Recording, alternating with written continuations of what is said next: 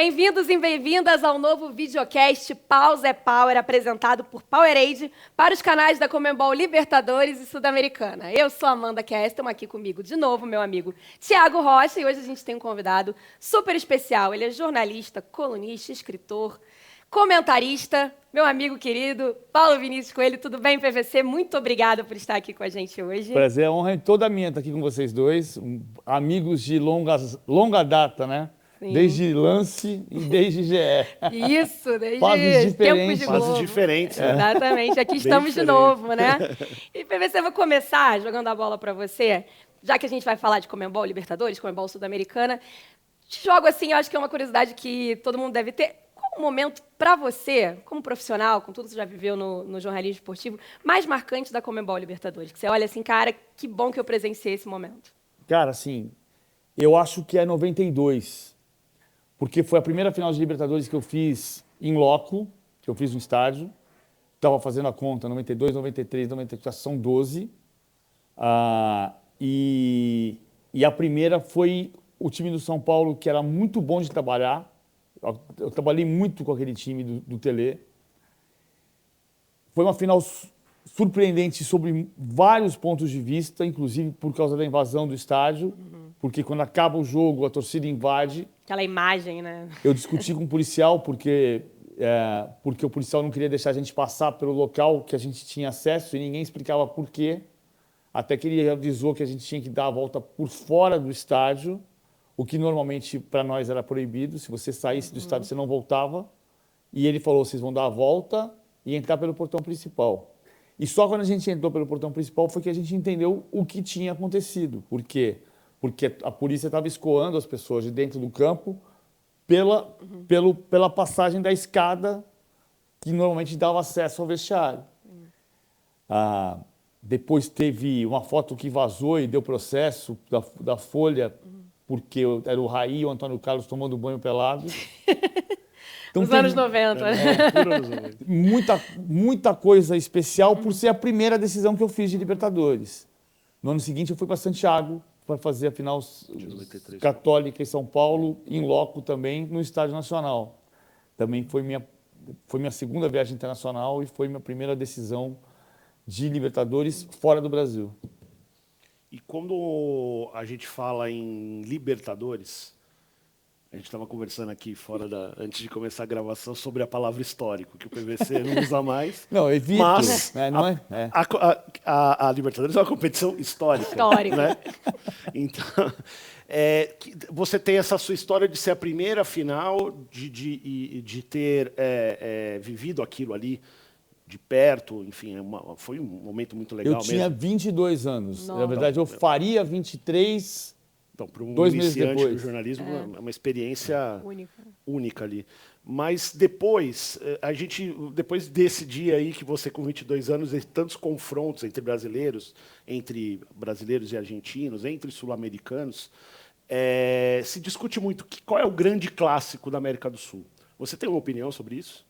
Eu acho que o grande clássico da América do Sul é Boca e River. E é outra coisa que, vamos falar de Libertadores, mas foi muito particular também ter feito a decisão da Libertadores em Madrid. Porque a gente foi para Buenos Aires fazer a decisão, não teve a decisão, 2 dias seguidos, e aí avisou-se que ia para Madrid e nós fomos para Madrid fazer a decisão. Boca e River em Madrid.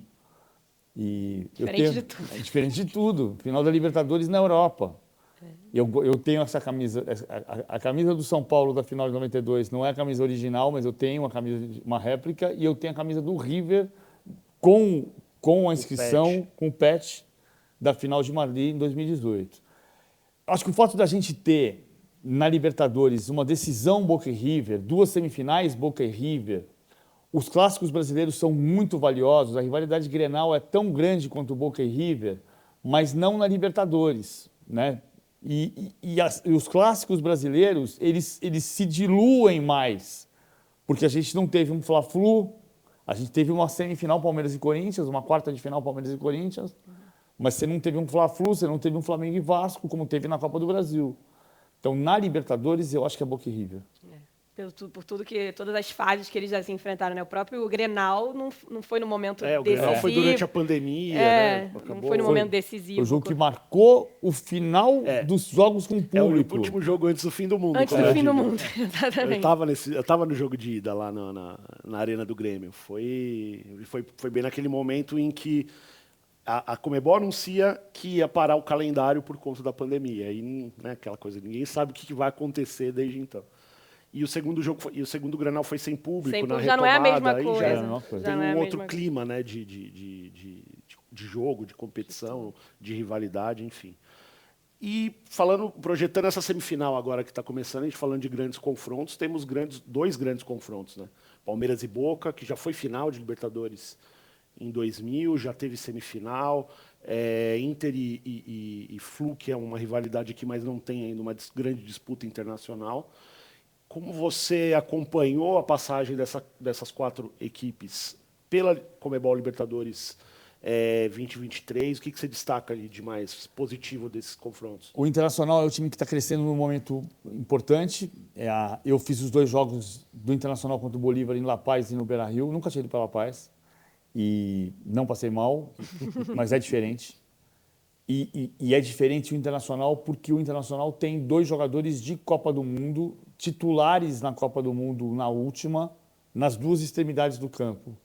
Então, o Inter se classifica com 3 gols de um centroavante de Copa do Mundo e com um goleiro pegando pênalti, um goleiro de Copa do Mundo.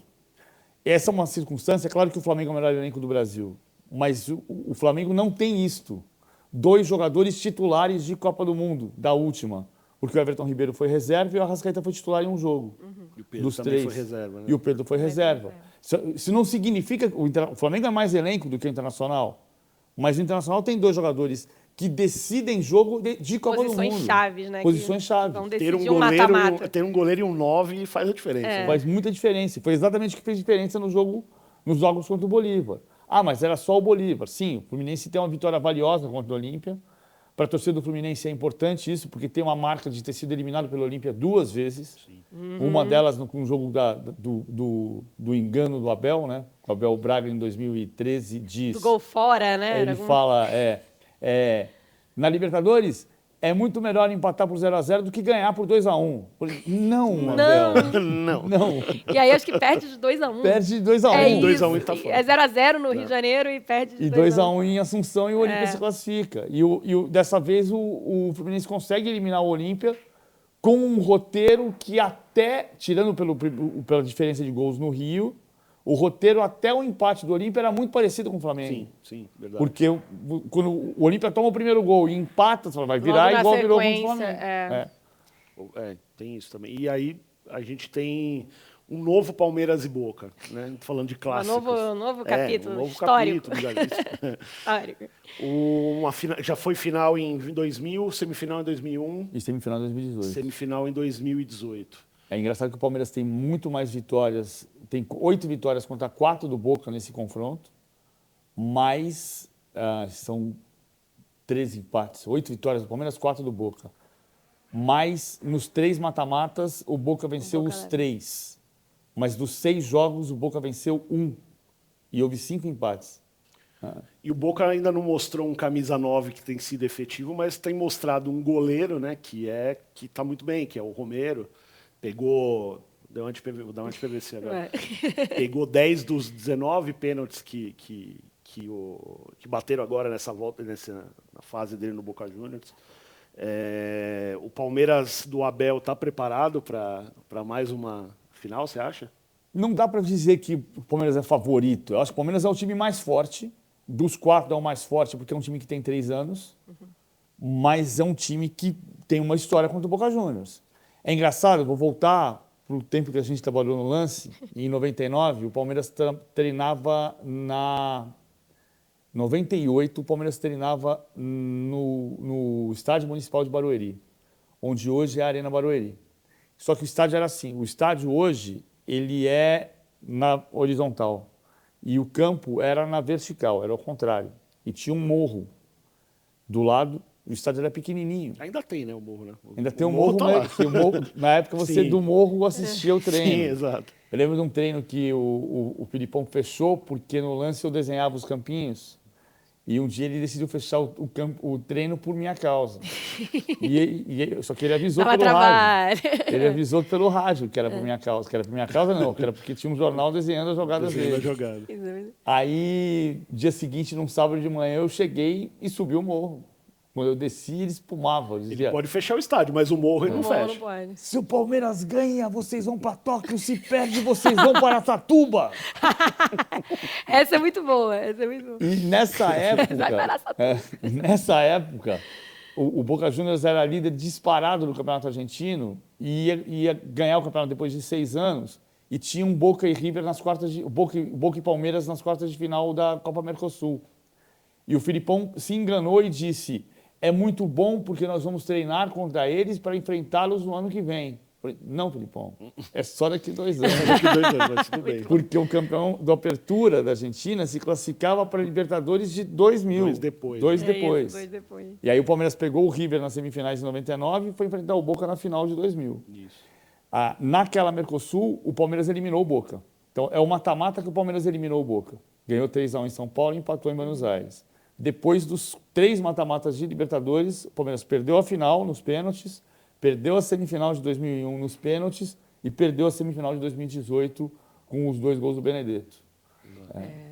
Dos semifinalistas, né, da Conmebol Libertadores, o único que ainda não foi campeão é o Fluminense do Fernando Diniz, que está em alta, é o técnico da seleção brasileira, né? A torcida do Fluminense, a impressão que eu tenho conversando com os amigos que torcem para o Fluminense é que é um misto de empolgação com freio do medo, uma coisa meio do trauma de uma derrota em 2008. Como você vê esse Fluminense, PVC? Você acha que está preparado para ser campeão? Ou essa coisa de não ter ganho ainda pesa um pouco na hora de um mata-mata? É engraçado que aconteceu uma situação semelhante, de modos diferentes, com o Botafogo e com o Fluminense ao mesmo tempo. Sim. Né? Porque a torcida tem uma ansiedade que, se não for dosada, passa para o campo. Exatamente. O Botafogo é o único time grande do Brasil que, no século XXI, não ganhou nenhum título nacional nem internacional. Nem nacional, nem internacional.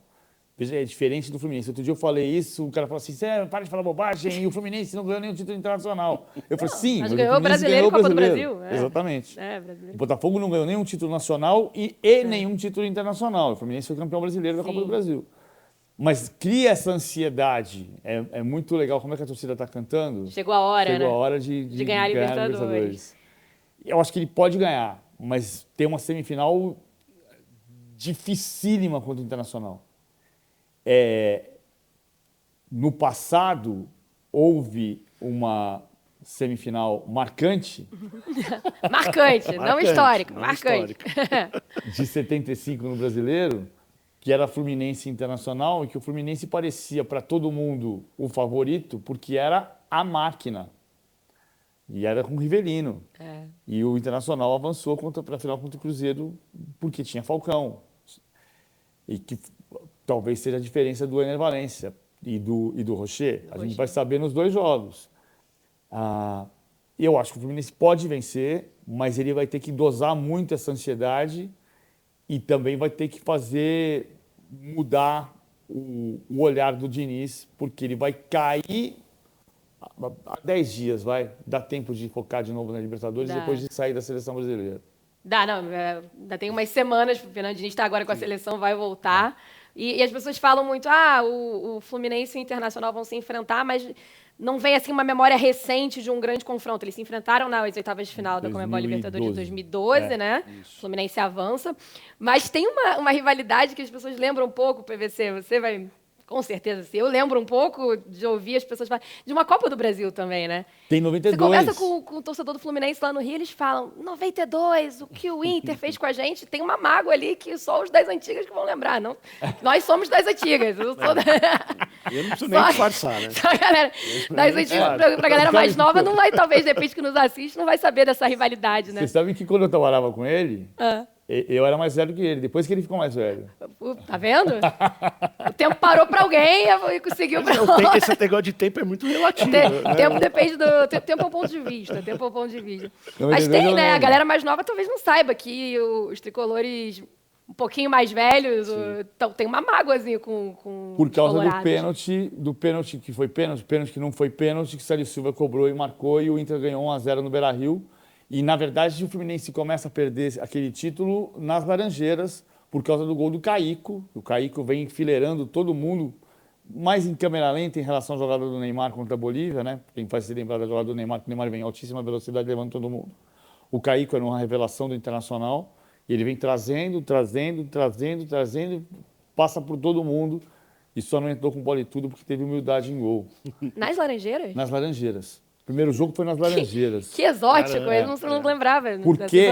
Porque aconteceu o seguinte, em 92, o Campeonato Brasileiro foi no primeiro semestre e a Copa do Brasil foi no segundo semestre.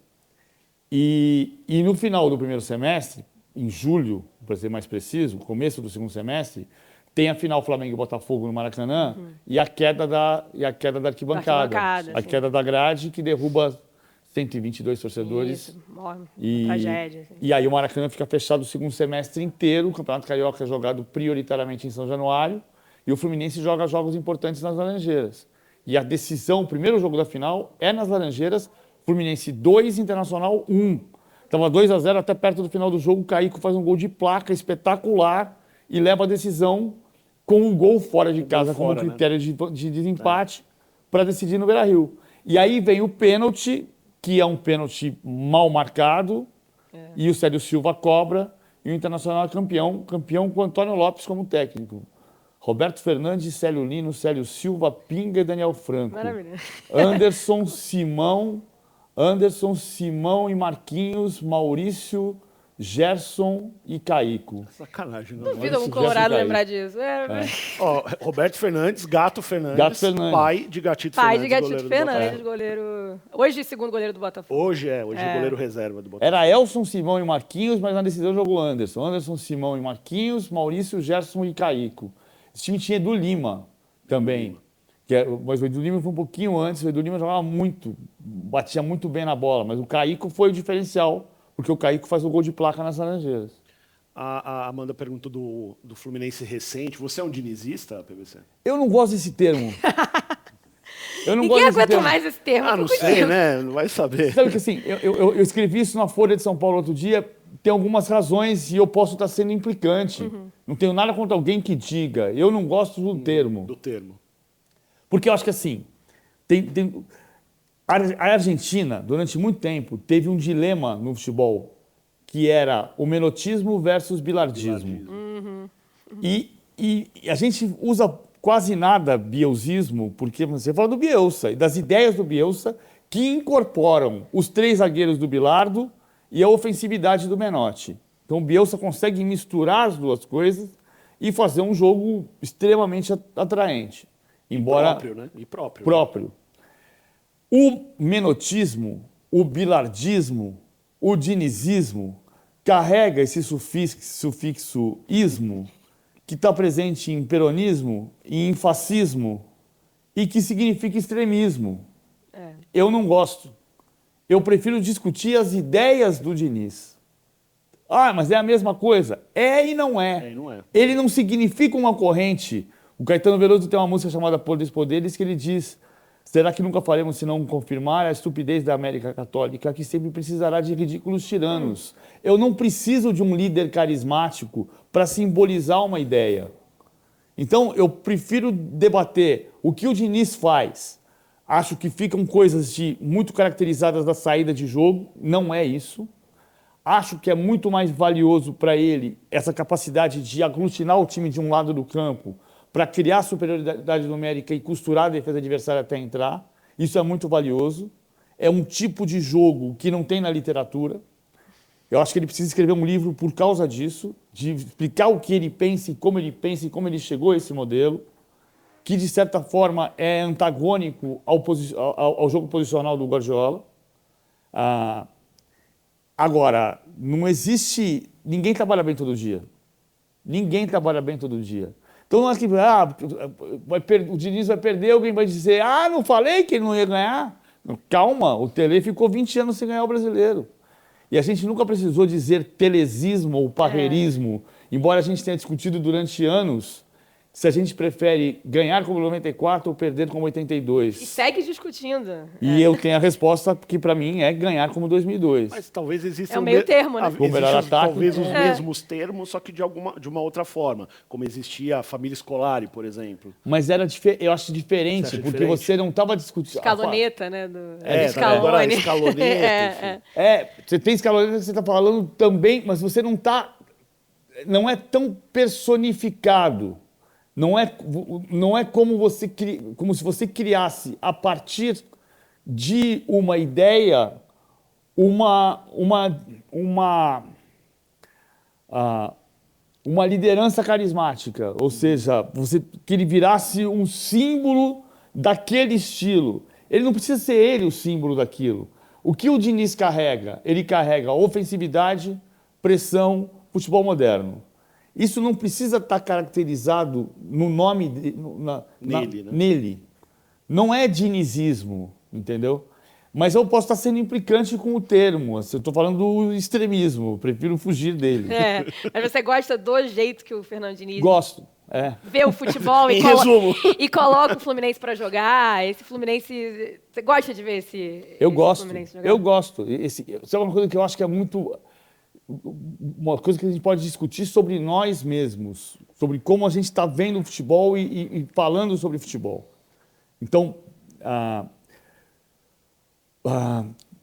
gente, outro dia, tinha uma crueldade com o Fernando Diniz, que era dizer, ele tem prazo de validade, porque quando chega em 1 ano e meio, o time começa a perder. Bom, primeiro que não é verdade, porque ele está 1 ano e meio e ele está na semifinal da Libertadores.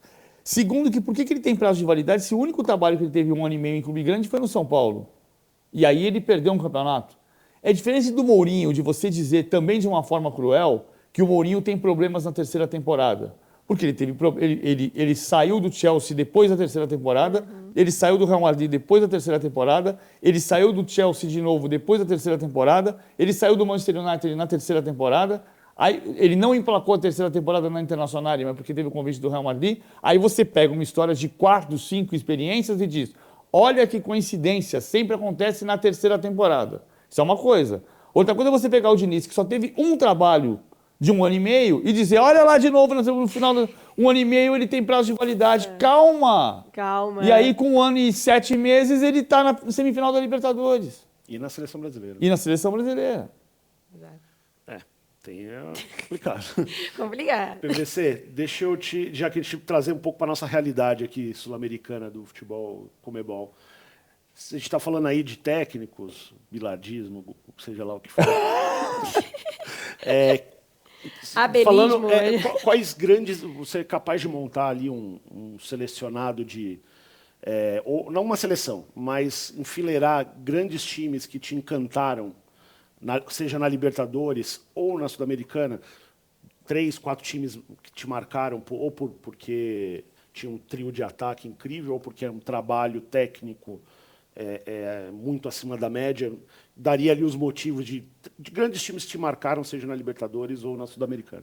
O maior time que eu vi na minha vida, memória afetiva, foi o Flamengo de 81. Que é incrível que tenha jogado 4 partidas junto, os 11. Raul, Leandro, Marinho, Moseli Júnior, Andrade, Adili, Zico, Tita, Nunes e Lico. Jogaram juntos 4 vezes, só. Mas esse é o time campeão da Libertadores e campeão do mundo.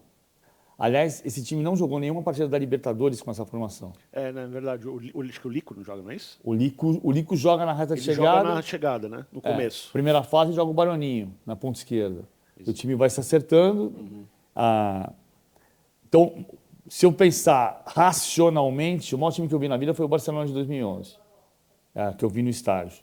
Mas o maior time da minha vida, de memória afetiva, é o Flamengo de 81. Então, é o maior time que eu vi na Libertadores. Claro que o maior time da Libertadores, você pode dizer que é Gilmar Lima, Mauro Dalmo, Zito Calvedo, Valmir Putin, Pelé e Pepe.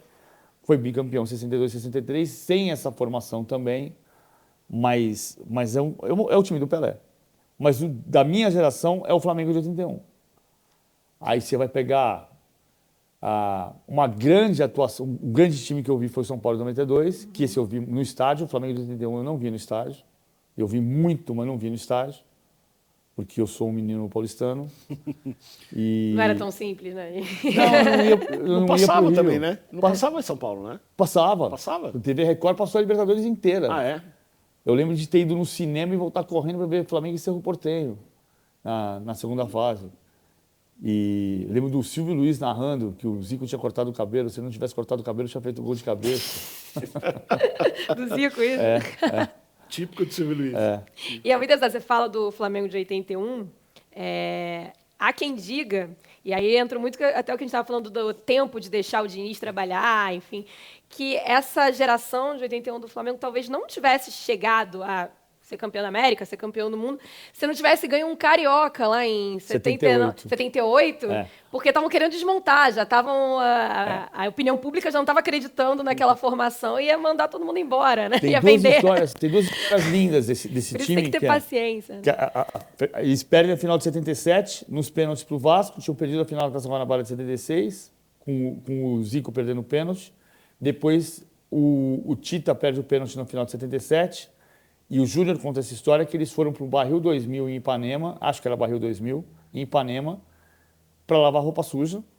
Era no Leblon, não era? Não, nessa época eles falavam... Ele Papo falou carioca aqui, não é ali no Leblon, ele é bem na divisa. Então é bem na divisa. Aí o Júnior conta que as pessoas passavam na frente do boteco e não estavam entendendo nada. Que negócio é esse? Os caras perderam o jogo e vieram tomar chopp. E os caras estavam lavando roupa suja. E isso começou a gerar o time de 78, 79, 79 especial, que foi tricampeão em 2 anos, né? Teve 2 campeonatos em 79. E aí é campeão brasileiro de 80, tudo isso com o Cláudio Coutinho. Aí o Coutinho perde o teto do Campeonato Carioca e o Coutinho vai embora. E aí vem a sucessão do Coutinho se dá com o Dino Sani. O Dino Sani não dá certo e o Carpegiani, que era assistente do Dino Sani, assume e recupera as ideias do Coutinho.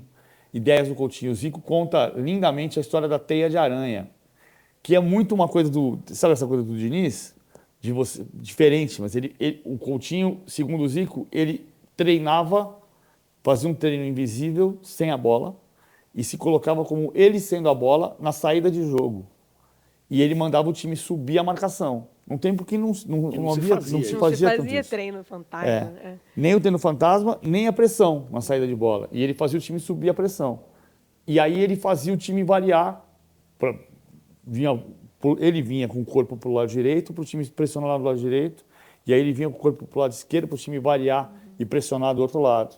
E o Zico conta que o grande rival dessa época era o Vasco, mas o time que mais impunha dificuldade ao Flamengo era o Fluminense. Porque o Fluminense tinha 2 laterais, Dedevaldo e Rubens Galaxy, que tinham uma capacidade de passe absurda. Então, quando você subia para pressionar, que ele chamava de teia de aranha, vinha, montava a teia de aranha em cima do lateral, o lateral do Fluminense fazia isso. E acabava com a sua teia. Invertia o lado da jogada e saiu o Rubens Galaxy do outro lado com o campo inteirinho solto. E eles tinham muita dificuldade para marcar pressão o Fluminense. Mas era esse o jogo do Flamengo. Era um jogo de pressão e posse de bola. Claro que num ritmo diferente do que a preparação física permitiu. Era outra época, depois, mas era, mal dizendo, o jogo do Guardiola. Era pressão para recuperar a bola, porque com a bola quem vai jogar sou eu. Teve até recente aí um exemplo do... Vamos esperar, torcedores calma. Torcedores calma. O próprio Corinthians, campeão em 2012, ele, na verdade, ele surge no ano... Na eliminação para o Tolima, digamos assim, dá para dizer isso, né? Porque quando eliminado pelo Tolima, o Tite era o técnico, bancam o Tite, aquela clássica situação do futebol brasileiro, o técnico tem que cair, tem que trocar, e o Tite fica e forma o time que vai ser campeão da Libertadores, campeão do mundo. Acho que teve um pouco isso também, talvez numa proporção menor, com o Abel pós a primeira Libertadores, que perde para o Defensa e Justiça na Conmebol Recopa. Mas aí ele já perde. O Abel chega nas derrotas com o título da Libertadores e da Copa do Brasil. Né? Tem um respaldo tem o Dorival indo embora com... Eu acho que tem uma coisa... Tem um bom exemplo aí de quem chegou. Tem uma coisa naquela final da Libertadores que eu acho cruel com a vitória do Palmeiras sobre o Santos, que é o fato de que a Amanda estava no Rio, e aquele foi o verão carioca mais quente do século XXI. Eu estava no Rio. O jogo foi de também, tarde. E o jogo foi às 4h. E a gente passou 2 semanas dizendo não vai ter jogo, porque o jogo vai ser ruim por causa do calor. E quando o jogo é ruim, as pessoas dizem, mas foi a final horrorosa. É óbvio que foi a final horrorosa. Acho que a final não pesa, uma final única, né? Eu acho que isso é do jogo também. A final única você mede os seus riscos mais do que numa... Mas no calor ainda mais. Ainda mais. Tava muito quente, muito quente, sem torcida, sem ritmo de jogo, porque tinha voltado a pandemia e com a tensão de um jogo só. Pode. Então tinha muita coisa ali no meio. Quando chegam as derrotas, o Abel já tinha os dois. Acho que o Abel é um bom exemplo do que o Vitor Pereira disse, que no Brasil, se você não tem os resultados imediatos, não tem trabalho. Ali, ele teve os resultados imediatos, então ele teve trabalho. Porque quando ele chega na derrota para o Defensa e Justiça, ele já é campeão da Libertadores e da Copa do Brasil. Copa do Brasil. Mas há um abalo ali, né? Tá aquela balada, aquelas coisas que a gente sabe bem ali, de dar uma bagunçada num ambiente que parece controlado, né? Esse time do Palmeiras, o PVC, é porque eu acho que é um problema do ser humano, né? De só valorizar quando acaba. Parece minha mãe falando, você só vai me valorizar quando eu não estiver mais aqui. Mas é mais ou menos isso, né? A gente tem muita dificuldade de valorizar o que a gente está vivendo, tendo uma noção, uma dimensão disso. Como você acha que vai ser daqui a 15 anos o tamanho do Palmeiras do Abel Ferreira? Eu acho que ele vai ser muito grande. A gente vai olhar para trás como a gente olha para o Palmeiras de 93, 94, que não ganhou a Libertadores, mas era um time espetacular. Que tem um dos maiores jogos que eu já vi em Libertadores, que é o Palmeiras 6, Boca 1, no Parque Antártico, que é o jogo que leva o Mazinho para a Copa do Mundo. O Mazinho destruiu naquele dia. O Evair jogou muito, o Roberto Carlos jogou muito, mas o Mazinho foi o melhor em campo, mais disparado. Era o Boca Juniors do Menotti, e o Palmeiras mete 6-1 no Parque Antártico. A gente olha para trás com que espetáculo que é aquele time. Como você olha com a geração anterior, um time que não ganhou Libertadores, mas ganhou 2 brasileiros, que tem uma formação que é poética na boca do palmeirense, que é Leão, Eurico, Luiz Pereira, Alfredo Zeca, Dudu e Ademir da Guia, do Leivinha, César e Ney.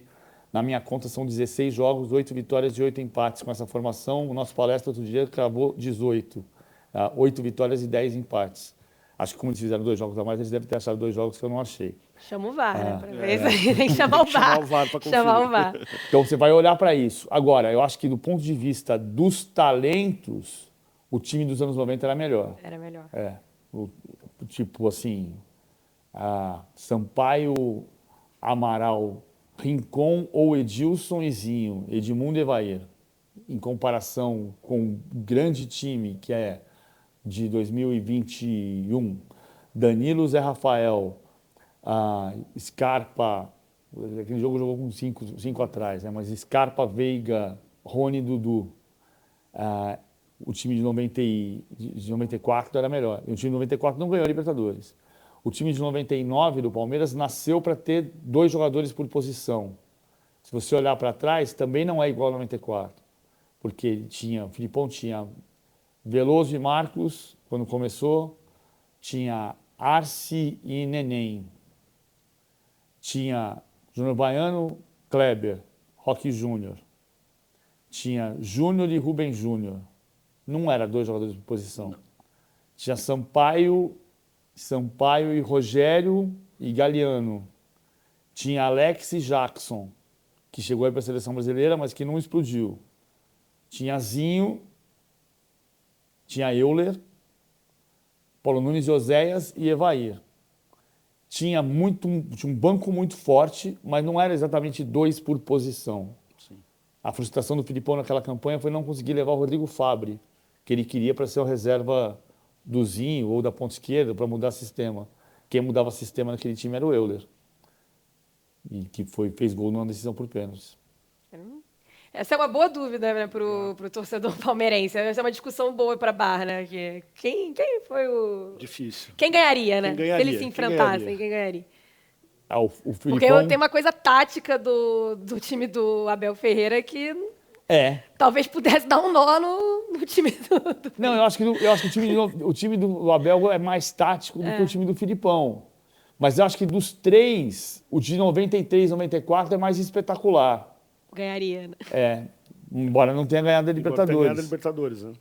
Aquela Libertadores é uma particularidade, né? Porque o Palmeiras joga o primeiro jogo das oitavas de final contra o São Paulo no Pacaembu 0-0 antes da Copa.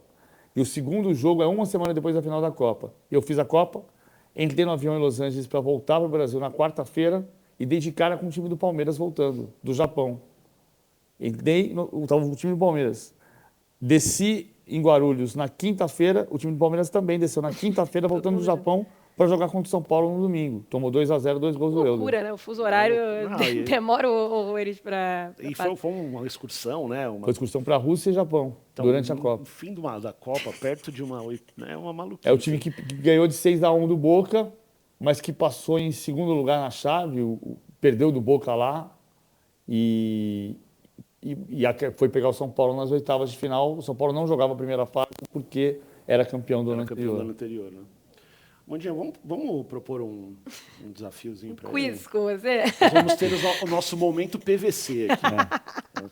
A gente quer testar os seus Sabe que o jornalista não é para saber tudo de memória, não, é para dar a informação certa. Sim. Dá a informação certa, exatamente. Mas tem gente que tem esse talento. Isso é talento. Exato, exatamente. Isso é um dom. Como a final desse ano da Conmebol Libertadores vai ser no Maracanã, a gente queria testar o seu conhecimento sobre Libertadores e Maracanã e ver o que de repente sai. Primeira coisa, quem fez o primeiro gol de Libertadores no Maracanã? No Maracanã? É. Não vou falar de verdade. Coutinho? Não? Pode dar uma dica. O clube. É do Botafogo. É do Botafogo. Então pode ter sido Garrincha. Também não. Vou te dar, porque eu te conheço há muito tempo, vou te dar mais uma chance. Sem dica, pô. Garrinchinha. Não. Jairzinho. Jairzinho. Ele faz o gol de 63, Botafogo 2, Alianza Lima 1, jogo na primeira primeiro fase. jogo de O Libertadores. Santos só entra na semifinal contra o Botafogo e joga a final no Maracanã, o primeiro jogo no Maracanã contra o Boca. Exato. Então, segunda pergunta. Somando Conmebol Libertadores e Conmebol Sul-Americana, quantas finais continentais desses dois torneios o Maracanã já recebeu? Contando Sul-Americana? Libertadores não e contando a Sul-Americana. Mercosul, não contando as extintas competições. Teve o Flamengo na Sul-Americana em 17. Então 3. 3? Contando Sul-Americana. Sim, estou pensando no Sul-Americano, estou pensando lá atrás. Jogo D.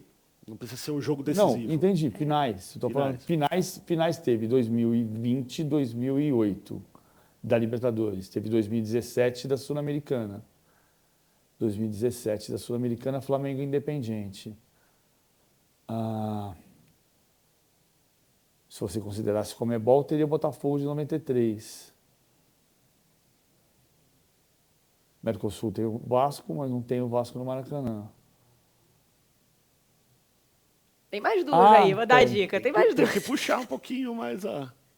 Vai ter uma Mercosul, Flamengo e São Não, Lourenço. esquece Mercosul. Tá. É que aí o São Lourenço é campeão em 2002. Libertadores 2010, e Sul. Ano, 2004. Cara, a gente pegou o PVC. Não, claro que pegou. Tem mais Thiago duas. Rocha. Tem mais duas. 8 Internacional.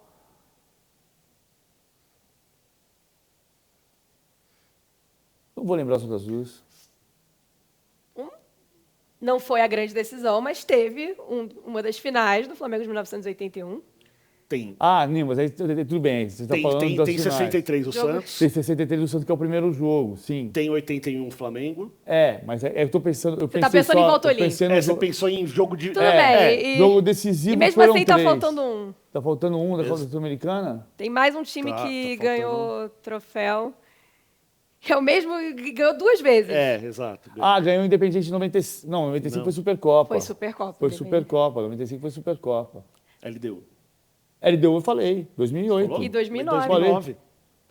2009 contra o Fluminense Sul-Americana. Verdade. São 6 ele deu finais. de novo em 2009. Eu falei 2008, 2017 e 2020. São as 3 finais, mais 2009. Aí tem que é 63, Sul-Americana. 81 e os dois da LDU. 2000. Os 2 da LDU, E em agora sequência, teremos a 7ª, né? Agora teremos a 7. Mas agora é o jogo do título. Aí eu diria que será a 5ª. Que é diferente. Ok, Exatamente. não, tudo bem. Vai dar a volta olímpica, Você tem seu recorte certo. Primeiro gol, aí, finais, né? Finais. Jogo de finais. primeiro gol de final no Maracanã. Quem fez? Foi Santos e Boca. Contando o primeiro jogo, né? Sim, O segundo jogo foi sim, fora. sim. Foi Coutinho. Coutinho. Ponto para o PVC. Pronto para PVC. 1-0 PVC. Você sabe, já foram mais de 100 jogos de Libertadores no Maracanã. Você sabe qual foi o jogo 100? Não. Não, vou chutar. Vou ter que chutar, não sei. 2021, maio de 2021, Fluminense 1, Júnior Barranquilla 2, da fase de grupos de 2001. Jogo 100 da Libertadores no Maracanã. Era ainda Abel Braga. Isso, o Flu perde em casa, um jogo que estava meio de expectativas e tal, e o Flu perde em casa. Para fechar, vamos dar uma... Para fechar. O último campeão foi o Palmeiras, gol do Breno Lopes. O Breno Lopes entra no decorrer do jogo, né? Na verdade, entra um pouco antes de fazer o gol. Em que minuto ele entrou e no lugar de quem? Não sei. Você tá uma pegadinha ambulante Não, hoje. o time eu falo. O time eu te falo. O Everton, Marcos Rocha, Luan, Gustavo Gomes e Vinha, Danilo, Zé Rafael, Gabriel Menino, Rafael Veiga e Rony e Luiz Adriano na frente. Isso. O Rony está no jogo até o final, tanto que ele faz o cruzamento. Ele fez o gol no minuto 90 mais 9. Mas no minuto que ele entra... Poxa, ele entra no lugar do Luiz Adriano? Não, Não. Então ele entra no lugar do Veiga. também não. Então ele entra no lugar do Menino. No lugar do menino. O Gabriel Menino jogou de ponta direita aquele dia. Isso. O time inteiro eu tenho e o minuto que ele faz o gol, mas essas duas questões Ele quase entra no irrelevantes. minuto 85 no lugar do Gabriel Menino. 85. E o resto é história. E o resto é história. 85 e o gol foi com... Foi 90 mais 9. 90 mais 9. Porque aí tem uma Tem a interrupção. camisa, tem a camisa da torcida do Palmeiras que está escrito Breno Lopes, a foto do Maracanã, 90 mais 9. E na sede social do clube tem o gol do Breno Lopes desenhado. Você entra no portão principal do clube, se você virar à direita, você vai descer um túnel que vai dar acesso às piscinas. Do lado direito está pintado o gol do Breno Eu Lopes. adoro os heróis improváveis. Apesar de eu adorar os heróis prováveis, é incrível que uma Libertadores os seja heróis já decidida são pelo história pra camisa contar, 10, né? mas eu adoro os heróis improváveis. Eles já são histórias para contar, mas os improváveis deixam a história, acho que ainda melhor, né? Você não acha, PVC?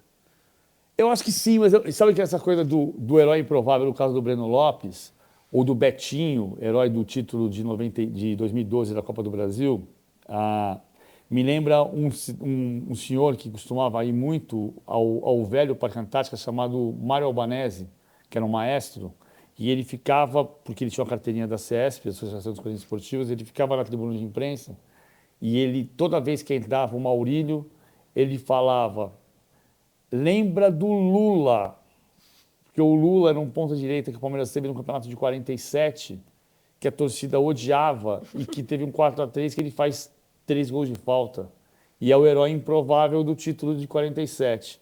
E toda vez que se falava do Maurílio, a torcida reclamava do Maurílio, ele lembrava do Lula. E o Maurílio teve sua importância. O Maurílio estreou no Corinthians e Palmeiras 2-2 em 30 de agosto de 92. Dia no meu aniversário de 23 anos. Você vê que são coisas... Você pode lembrar de coisas improváveis e irrelevantes. Exato. O Maurílio. Depois a torcida do Palmeiras tinha uma música... Você lembra da música, Thiago? Não lembro. Não? Que ela cantava: ai, que bom seria se o Alex Alves Alves voltasse voltasse Pra para Bahia, até eu conheço essa Ele canção, tinha- né? Que bom será se o Maurílio voltar para o Paraná.